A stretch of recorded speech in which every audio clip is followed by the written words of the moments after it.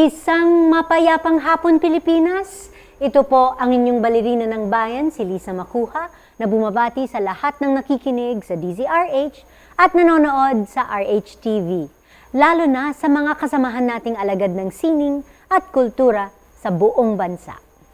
Una sa lahat, nais namin kayong anyayahan na panoorin ang pre-holiday presentation ng Ballet Manila para sa taong ito, ang pagbabalik ng aming original production ng Cinderella na gaganapin at 6 p.m. on November 24 and December 1 and at 3 p.m. on November 25 and December 2. Dito lamang sa Aliw Theater. Una po namin itong itinanghal noong 2016 pero dahil sa dami ng mga nagre-request, dahil hindi nila napanood o dahil gusto nilang panooring muli, naisipan naming ibalik ang Cinderella bilang maagang pamasko para sa buong pamilya. Huwag na kayong maghintay ng last minute para bumili ng ticket, pumunta na kaagad sa www.ticketworld.com.ph o tumawag sa 891-9999 o di kaya ay tumungo sa pinakamalapit na Ticket World outlet. Huwag po ninyong kalimutan, Ballet Manila Cinderella magsisimula ngayong November 24 sa Aliw Theater. Samantala, on its 34th year, patuloy ang Metrobank Art and Design Excellence Recognition Program sa paghahanap at pagbibigay karangalan sa mga emerging Filipino artists sa pamamagitan ng kanilang taunang timpalak sa pagpipinta at sa iskultura. Sa hapong ito, kikilalanin din natin sa kalahating oras ng masayang kwentuhan ang itinanghal na Grand Awardee para sa Sculpture Recognition Program na si Miss Rona, Lara, dito lamang sa Art2art. Huwag kayong aalis, magbabalik kami pagkatapos ng ilang paalala. Ang Filipino visual artist na si Rona Lara ay isinilang noong 15 ng Nobyembre 1966 sa Pasig City. Bagamat nagtapos ng architecture mula sa University of Santo Tomas, ginamit din niya ang kanyang interes sa sining sa iba't ibang larangan tulad ng fashion and product design, 3D animation, photography at visual effects bago nagdesisyong maging isang full-time visual artist, partikular na sa pagiging pintor at iskultor. Sa taong ito, itinanghal si Rona bilang Grand Awardee ng Metrobank Art and Design Excellence Sculpture Recognition Program at naging finalist din sa 2018 GSIS Art Competition Non-Representational category. Bukod pa dito, naging finalist din siya sa 2017 Metrobank Art and Design Excellence Sculpture Recognition Program at semi-finalist naman sa parehong timpalak noong 2016. Tumanggap din siya ng ikalawang karangalan mula sa 2016 Manila Bulletin Sketchfest Exhibition category. Nakapagtanghal na rin si Rona sa mga international exhibitions sa Italy, Austria at United Kingdom. Kasalukuyan siyang faculty member ng Fiati University School of Fine Arts at ng Philippine Center for Creative Imaging or PCCI. Isang mainit na pagbati ang hatid ng Art2art sa premyadong visual artist na si Rona Lara. Magandang hapon, Rona, and welcome to Art2art. Magandang hapon din at it's an honor for me na makilala ka in person. I'm so happy and first of all, congratulations. Salamat. Sa iyong award. You were the grand prize winner for the Metrobank Art and Design Excellence Awards for sculpture. Tama po. Sculpture. I mean, I so rarely meet a lady sculptress ba? Tawag Sculptor na rin. Visual artist. Visual sculptor. Can you tell us about your winning piece? It was entitled Interconnected. Yes. Yes. Yung piece na Interconnected, it's actually, yung origins nun is, I wanted to make something related to our archipelago. So that was my first goal was, yung early sketch ko, I sketched the archipelago. So I was thinking, paano magagawa ng sculpture that, resembles that. And then I was watching yung isang movie sa TV. And within that movie, merong documentary about cells subdividing. So I was watching that. Siyempre, minsan pag nakakita ka ng visual cue, it just throws you into another parang idea or tangent. And then I was thinking, yung islands natin, they actually can be cells. Cells that make up our archipelago. And how do we form that archipelago? By connecting them to each other. So what binds these more than 7,000 islands? It's the people that binds them together. And that's where Interconnected was born. Okay. Now, the sculpture itself is cellular in look, because I wanted something futuristic. So that's another one of my, how shall I say, yung hilig ko rin, yung medyo mahilig ako sa mga futuristic movies, like sci-fi, novels, stories and like that. So I wanted something na merong futuristic look. And then the third challenge for me personally is, so you have the futuristic look, but it needs to be Filipino. So how do you achieve that? So the interconnecting stems, what I did is some of the stems bears patterns that is reminiscent of our traditional weave. So in particular, the Tiboli down south and the Ifugao up in the north. So yun yung parang nagpaka-Filipino sa kanya. And yung pagiging Filipino, yung pagiging interconnected, sci-fi, as you said, the sci-fi appeal.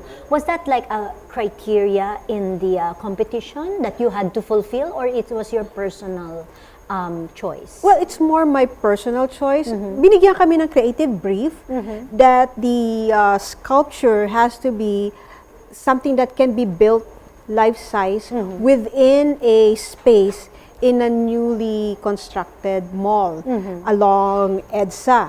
So meron mga restrictions, but yun nga, they encourage us to put up some contemporary designs that still connects to the Filipino.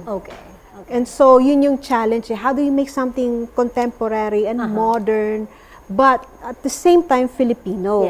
The thing is, when we say Filipino, we think more of traditions, we think more on the Carabao, Bahay Kubo, and all that. So, and I believe, I think the Metrobank Foundation believes that you don't have to be cliche about being Filipino. Kasi ang mga Filipino naman, very well adapters naman yan eh. Even with technology, we are very fast when it comes to adapting to it.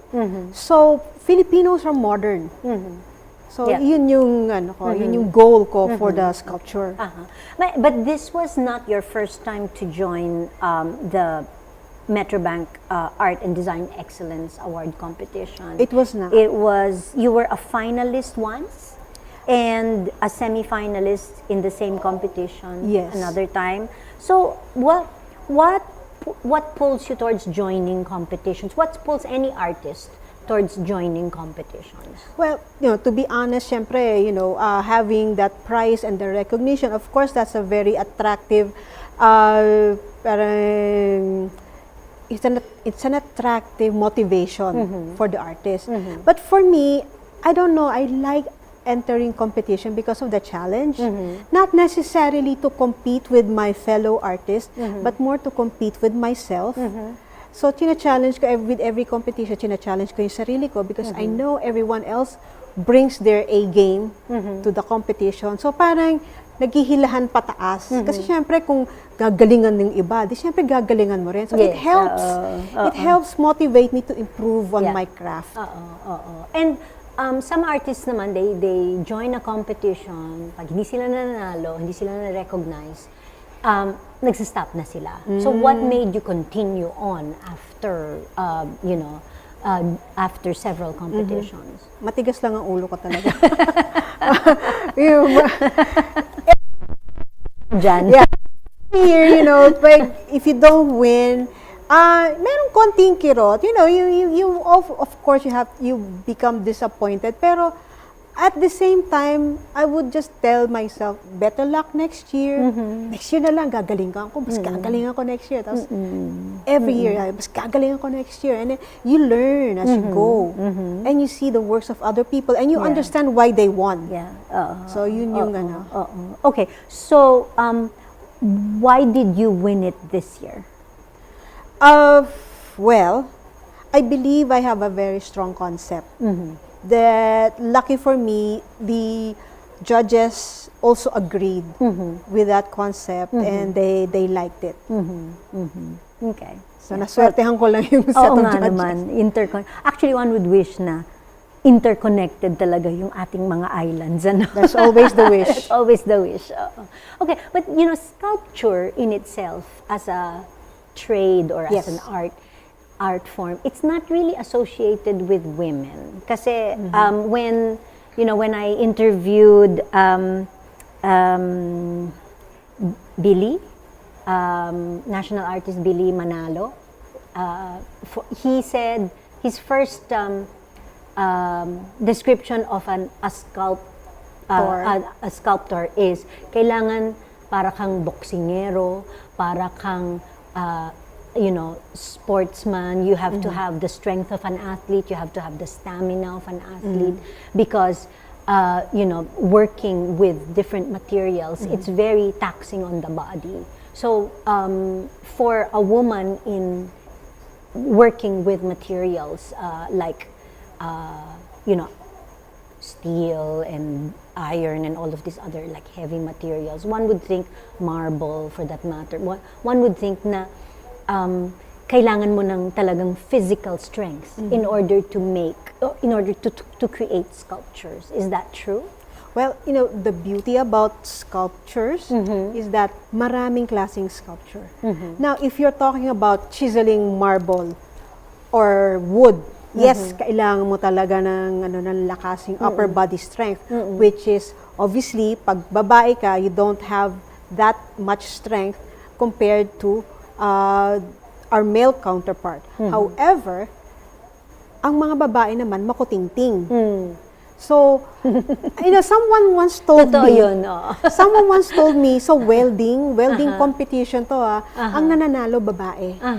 Because merong finesse yung And also, hindi naman balakid ang pagiging babae para maging sculptor. Dahil pag-aralan mo lang yung mga tools na ginagamit. Like, ako para magawa ko yung interconnected, I learned a few new tools besides sa mga ibang natutunan ko na before. Natuto akong gumamit ng angle grinder, ng welding machine. So, just to achieve that. So, you just have to be willing to learn new things. And also, I guess nakatulong din sa akin yung background ko in computer graphics. Which was, again, is something na yung career na yon is, again, it's male-dominated. Bihira yung nagti-3D na babae. So, medyo sanay na ako dun sa term na gano'n na parang hindi sila sanay sa babae sa ganitong profession.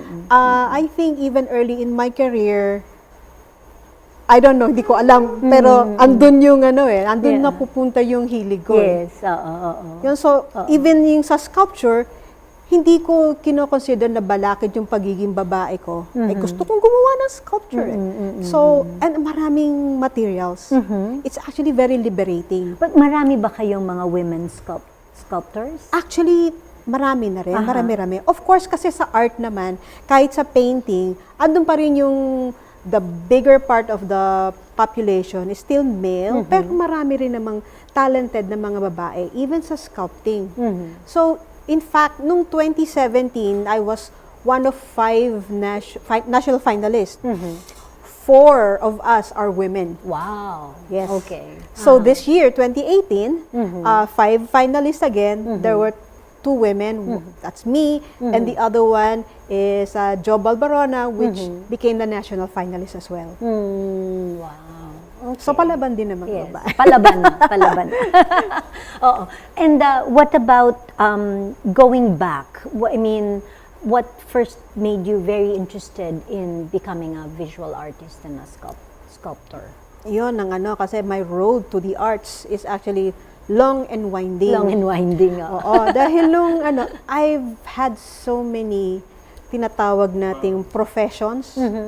Okay, siguro story of my life, simulan natin nung high school. Siyempre may mga gusto kang mabili na hindi mo naman pwedeng iasa na lang 100% sa magulang mo, lalo na kung luho lang.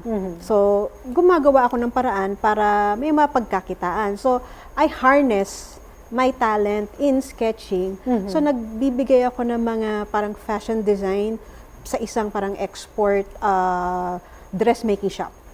And then, nagpipinta rin ako dati sa damit, again for export. So, that was high school. Then, college, Arki, after college, nag-computer-aided design na ako. And then, segue to computer graphics, which is 3D graphics and animation. So, yun yung pinakamalaking chunk ng career ko, is 3D graphics. And, iniisip ko yung arts dati, parang pupunta ako sa exhib sa gallery. Kasi tingnan ko, wow, ang gagaling nila, ganun. Tapos sabi ko, para pumunta ako dyan, at parang ang dami kong kanin nakakainin. Kailangan ititrain ko. So, siguro, pag nag-retire na lang ako, gano'n. Pero may nangyari. Then, nagkaroon ako ng tinuturing natin fork in the road. Tapos sabi ko, ipagpapatuloy ko ba yung 3D career or magsisimula ako pupunta ako sa visual arts. Malaking risk para sa akin yon dahil unang-una, back to square one yon para i-rebuild ko yung career ko sa new one from the ground up, which is hindi madali. Tapos ang daming mga talented na artists sa Pilipino. How do you stand up? Pero kasi mapapamahal sa iyo yung paggawa ng arte. So this is the kind of career na para sa akin hanggang sa tumanda ako't mamatay, ito yung gusto kong gawin. Hindi katulad ng mga ibang careers na alam mo merong time limit na may hangganan yon. But with making art, it just makes you happy making art. Yes. And the fact that you have, pwede kong ikabuhay. So, yun yung pinaka-bonus na yun. Yeah. So, you're now a full-time artist? Yes. Well, full-time artist pero rumaraket pa rin here and there. Importante yung racket. Sige. Marami pa po tayong pag-uusapan kasama ang visual artist na si Rona Lara Bes. Dito pa rin sa Art2art, magbabalik po kami pagkatapos ng ilang paalala. Programang hatid ay sining at kulturang para sa lahat. Magbabalik ang Art2art. Schedule ng mga inaabangang konsyerto. Update sa mga magagandang panoorin sa mga tanghalan at teatro. Narito na ang Art2art Calendar.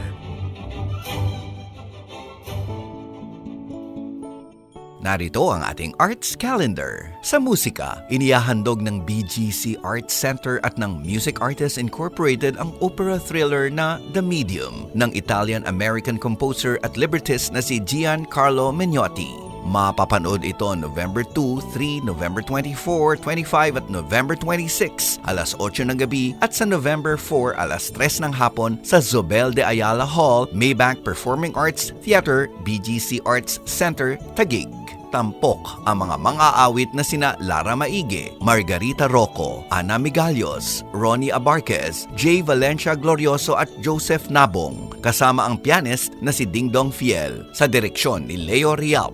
Para sa ticket, tumawag sa Ticket World 891-9999. Sa pelikula, magbubukas ang ikatlong German Film Week sa November 6, SM Ora Cinema 2 sa isang libreng pagtatanghal ng Only God Can Judge Me ni Ozgur Yildirim. Magkakaroon naman ng screening ng mga tampok na 10 full-length films mula November 7 hanggang November 11 sa SM Ora at SM North EDSA. Ipapalabas rin ang mga ito sa Baguio, Cebu at Cagayan de Oro pagkatapos sa Metro Manila. Ang ticket para sa lahat ng pelikula ay nagkakahalaga ng 100 pesos at mabibili sa mga cinema counters ng participating SM malls o kaya sa website na smcinema.com. Para sa kumpletong schedule at karagdagang impormasyon, bumisita sa website na gurthu.de/GermanFilmWeekPH.com. Sa sining biswal, nagbukas noong October 20 at patuloy na makikita hanggang November 17 ang Abstract Photography Group show na pinamagatang Equivalents sa Silver Lens number 2263 Don Chino Roses Avenue Extension, Makati City. Tampok ang mga obra ni na Frank Callaghan, Corinne de San Jose, Teo Esguerra, Isay Rodriguez at MMU. Si Rachel Rillo ang nag-curate ng exhibit. Para sa karagdagang impormasyon, mag-email sa contactinfo@silverlensgalleries.com o tumawag 816-0044. Usapang sining at kultura para sa lahat. Kasama ang balerina ng bayan, si Lisa Macuja. Art2art.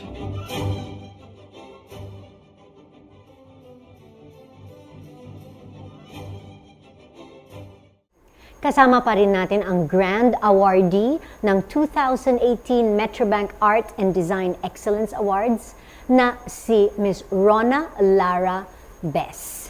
Okay, ngayon, bukod sa pagiging visual artist, you have a huge interest in, fashion design, architectural visualizer, product designer, 3D animator, photographer, visual effects artist. Wow! Dami mo nang pinasukan. Paano ka napadpad sa iba't ibang larangan na to? And how do you consolidate all of these skills that you've learned throughout para maisulong mo ang pagiging visual artist? Okay, for better or for worse, ang problema ko kasi, ang dami kong gustong gawin. Like, katulad nung, like I was telling you earlier, malaking chunk ng career ko to date, yung pagiging 3D artist ko. At hanggang ngayon, nagagamit ko yung pagiging 3D artist ko sa pag-sculpt. Now, kasi, let's say sa 3D mismo, it's a very broad industry. Siyempre, masyado kang interested sa ginagawa mo, gusto mong subukan lahat. Yung what can it do? How far can you go with that?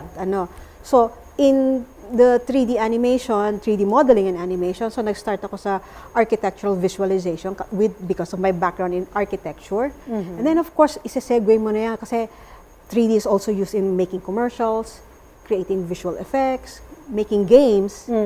So, gusto kong subukan lahat. So, same with visual arts, sa painting, gusto kong subukan lahat. I want to explore everything. Kaya, yung pag nakikita mo yung resume ko, nilalagay ko parati oil, acrylic, and watercolor because lumilipat ako from one medium to the other. Parang nire-refresh ko yung sarili ko. Marami rin akong different subjects.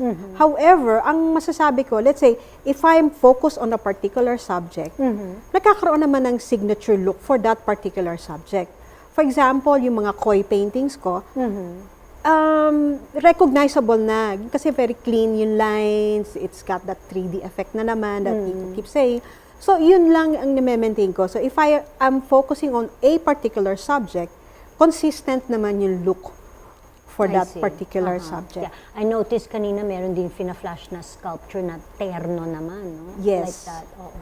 Well, this one is, sinali ko yan sa competition sa GSIS. This one is, nagpo-pursue ako nung how far can I take the terno. This one, actually, that's a 3D printed sculpture. Ah, talaga? So, the original one, even here, we've got 3D printed elements. So, hina-harness ko ngayon, hindi nasasayang yung dati kong career. Hina-harness ko pa rin yung skill ko with 3D graphics and modeling. Nagagamit ko sa sculpture ko. And what is your favorite? Anong paborito mong gawin? It changes with time. Okay. So, first half, usually... For now, siguro sculpture, yes, no? nandun ako sa period ko na ang gusto kong gawin, puro sculpture ngayon. Okay. But, come 2019, mag-switch ulit ako sa painting. I switch back and forth. So, I'm always torn kasi sobrang dami kong gustong ma-explore. Sobrang dami kong gustong magawa. I like making things na oras ang kalaban ko. Yes. So, kulang yung 24 hours a day. Kulang yung 24 hours. Pwedeng times 3. For everything that you want to do. Yes. Pero you were talking earlier pa rin about 3D printing, 3D Can you explain to us what exactly 3D printing is? Okay. 3D printing, okay. Let's begin with 3D software. 3D software is, an application that you load in a computer. You can create objects in three-dimensional space. So para kang gumagawa ng model, but instead of using physical materials, you use the computer to do that. So if you want to create a sculpture, you can actually create a sculpture within the computer realm. However, syempre, being software-based, hindi mo siya mahahawakan. And that's where 3D printing comes in. Because that machine takes the data that you have, your 3D sculpture in the computer, and it prints it out layer by layer.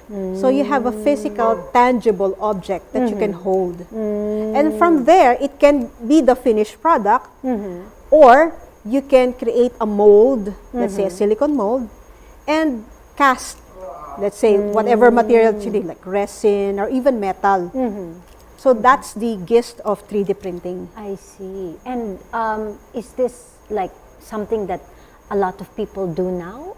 Dahil nga high-tech na nga ang larangan ng sining ngayon?